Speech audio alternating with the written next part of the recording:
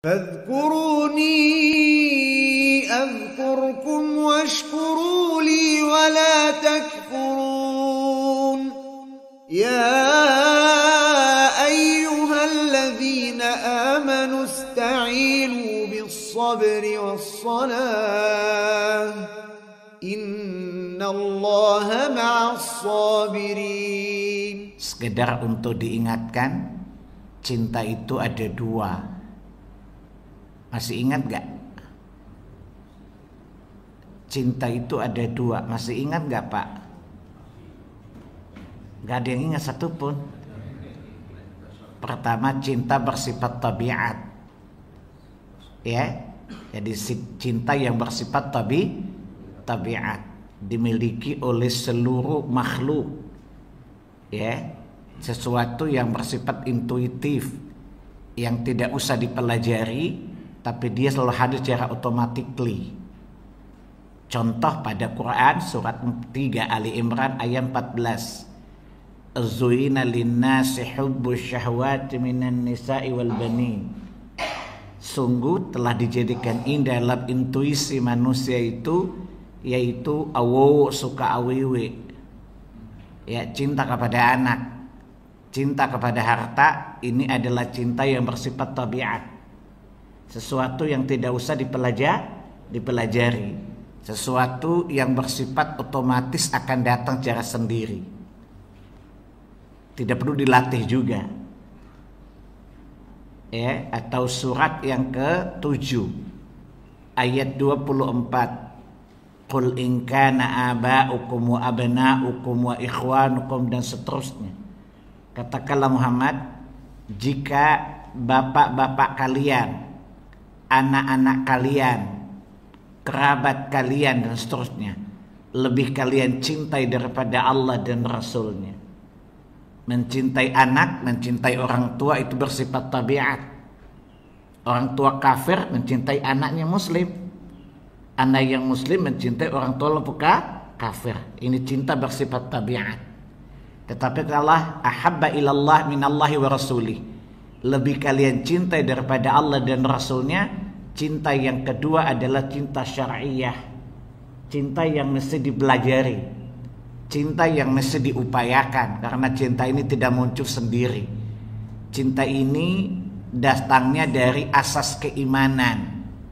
Surat 2 Al-Baqarah 165. Cinta yang kedua ini, cinta syar'iyah, cinta diniyah, adalah cinta yang datang dari dasar akidah, keyakinan. Surat 2 Al-Baqarah 165. Wa minan nasi may yattakhidhu min dunillahi andada yuhibbunahum ka hubbillah. Ada di antara manusia yang mengambil sesembahan-sesembahan selain Allah. Mereka mencintai Tuhan-Tuhan itu seperti mereka mencintai Allah. Padahal cinta itu hanya layak untuk Allah Jalla Jalaluhu. Tapi mereka mencintai Tuhan-Tuhan. Ya, antum lihat Tuhan berjenggot disayang nggak, Bu? Ya, Tuhan berjenggot disayang nggak? Dicintai sekali oleh mereka. Coba berani hina Tuhan dia, marah nggak dia? Marah ya? Kahubbillah, sebagaimana mereka mencintai Allah. Maksud Allah, padahal cinta itu hanya selayaknya milik Allah Subhanahu wa Ta'ala. Kemudian Allah katakan, walladzina amanu asyaddu hubban lillah, dan sesungguhnya orang-orang beriman itu sangat kuat cintanya kepada Allah Subhanahu wa Ta'ala. Jadi cinta yang kedua, cinta yang tidak bersifat automatically, ya, tidak bersifat sistemik, tapi harus diperjuangkan, mulai dari belajar, kemudian melatih, dan seterusnya. Tentu kita berharap agar cinta kita berbalas cinta, karena tidaklah orang mencintai kecuali berharap agar yang mencintainya, yang dicintainya mencintai juga.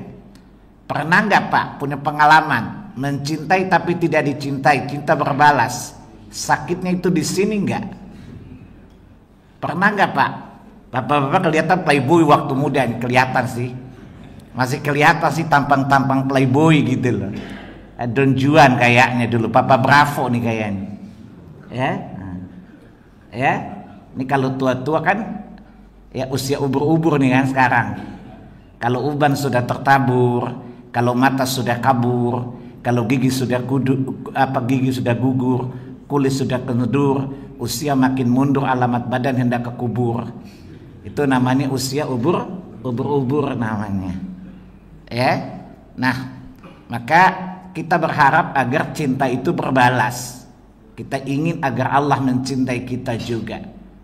Syaratnya cuma satu utamanya, mentauhidkan Allah. Yang kedua, ittiba di atas sunnah Nabi sallallahu alaihi wasallam. Karena apa saya sedang mengingatkan kembali? Karena banyak kalangan sufia itu kan gerakan pencinta Allah kan. Tapi cinta mereka tertolak. Kata malaikat, nomor enggak dikenal. Kenapa? Karena cintanya tidak begitu prosedur. Allah memberikan syarat utama adalah pertama iman tadi. Yang kedua ittiba di atas sunnah Nabi sallallahu alaihi wasallam. Surat 3 Ali Imran ayat yang ke-31. Qul in kuntum tuhibbunallaha fattabi'uni yuhibbukumullah wa yaghfir lakum dzunubakum wallahu ghafurur rahim. Katakanlah Muhammad, wahai hamba-hamba Allah, in kuntum tuhibbunallah, jika kalian benar-benar mencintai Allah, fattabi'uni, maka ikutilah aku Muhammad sallallahu alaihi wasallam. Allah mengatakan, Muhammad katakan kepada orang-orang beriman di mana mereka menyatakan mencintai aku Allah, cinta itu tidak akan berbalas cinta kecuali dengan syarat ittiba. Fattabi'uni, ikutilah aku. Maka apa kata Allah? Yuhibbukumullah, niscaya Allah akan mencintai kalian. Wa yaghfir lakum dzunubakum, dan Allah akan mengampuni dosa-dosa kalian. Jadi di atas tauhid, yang kedua di atas sunnah. Kalau ditanya kenapa mesti gitu, saya pernah jelaskan di sini berulang-ulang. Tapi bapak-bapak kan catatannya rapi, ingatannya rapuh. Betul ya? Bagus catatannya tapi tidak bagus ingatannya. Apalagi di usia PDI begini ya, penurunan daya ingat kan? Ya, PDI itu ada 3 Pak. Biasa PDI itu dasar saja, penurunan daya ingat. Yang kedua PDIP 1, penurunan daya ingat parah. PDIP 2, penurunan daya ingat permanen. Bapak nggak sampai yang 2 kan? Tapi kayaknya PDIP 1 deh. Ya, cukup parah nih daya ingatnya ya. Ya, baik. Ya, jadi itulah hakikat ya. Kenapa? Karena perkara cinta dan mencintai Allah itu kan gaib.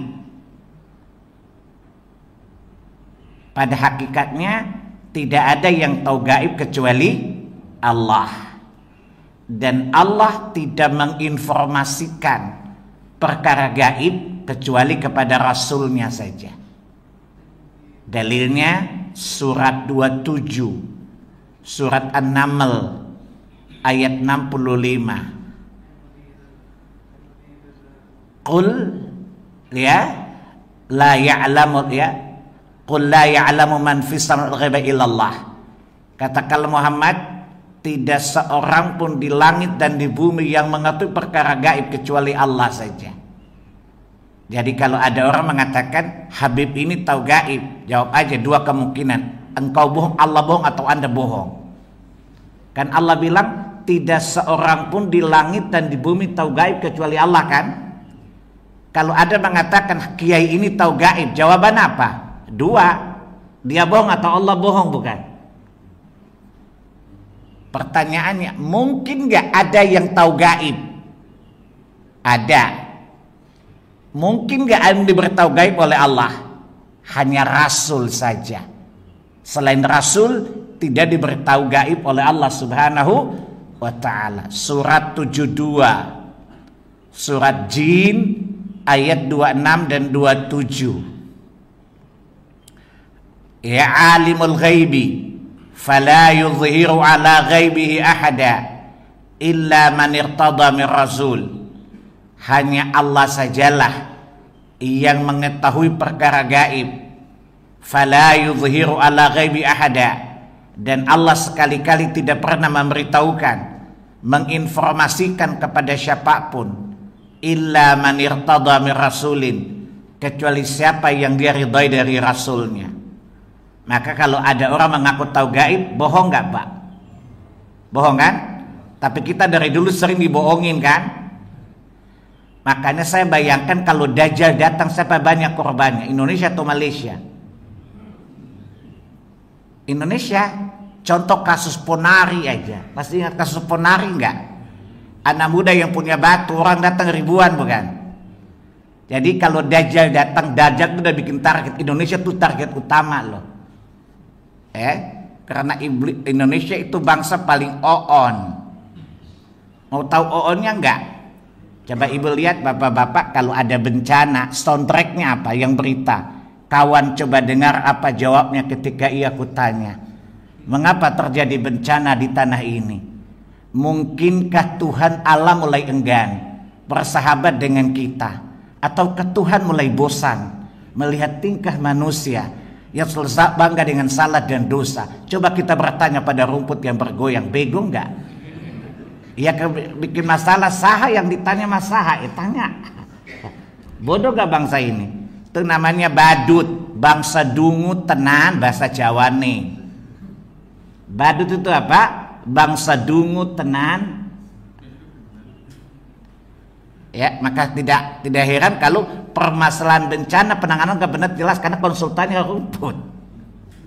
Ya, jadi ini bangsanya paling badut, bodoh luar binasa. Ya, mari kita jangan menjadi orang yang bodoh. Ya, oleh karenanya kita sering dibodohin orang dahulu. Ya, Habib ini tahu ini, itu tahu ini, ngomong kosong, impossibly. Ya, kedua, kenapa mengikuti Muhammad? Dua alasan. Enggak ada orang yang paling dicintai Allah melebihi Allah mencintai Muhammad. Kalau ada orang yang dicintai Allah di jagat raya ini, maka Muhammad pasti ranking teratas kan? Yang paling dicintai oleh Allah. Sebab hamba-hamba dicintai pasti para nabi bukan? Dan nabi terbaik adalah Muhammad sallallahu alaihi wasallam. Beliau adalah hamba yang paling dicintai oleh Allah subhanahu. Yang kedua apa? Beliau orang yang paling tahu cara mencintai Allah subhanahu wa ta'ala. Tidak ada yang tahu cara mencintai Allah. Kenapa? Karena untuk mencintai Allah informasinya cuma dua saja, kitabnya dan rasulnya sallallahu alaihi wasallam. Ya, untuk mewujudkan cinta kita kepada informasi cuma dua saja, kitabnya dan rasulnya sallallahu alaihi wasallam. Di mana Quran adalah petunjuk umum, adapun sunnah Nabi adalah petunjuk bersifat empirik, lebih kepada pelaksanaannya. Coba lihat dalilnya surat 16. Surat An-Nahl ayat 44. Wa anzalna ilaika dzikra. Sungguh kami telah menurunkan kepada engkau Muhammad Al-Quran, Az-Zikr. Litubayyina linnas, agar engkau Muhammad menerangkan kepada manusia Quran itu. Objek manusia adalah Quran. Objek Quran adalah manusia. Diturunkan tidak kepada kita tapi melalui nabinya. Kemudian kata Allah, litubayyina linnas, agar engkau menerangkan Al-Quran itu. Berarti Quran butuh diterangkan enggak? Butuh diterangkan kan? Yang diberi kewenangan menerangkan siapa?